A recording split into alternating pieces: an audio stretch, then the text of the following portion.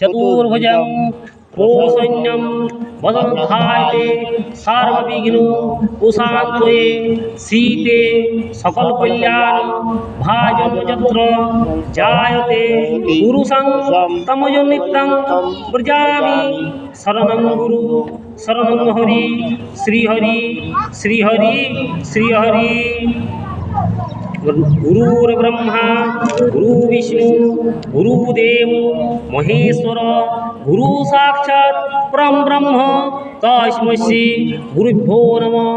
वामे गुरुभ्यो नमः बाएं साइड, दक्षिणे गणेशाय नमः, ऊर्ध्वे ब्रह्मणाय नमः, अध अनंताय नमः, पक्षत्रे क्षेत्रपालाय नमः, सन्मुखे नमो यज्ञेश्वराय नारायणाय श्री विष्णुभ्यो नमः। शरीर का एक एक अंग स्पर्श कीजिए।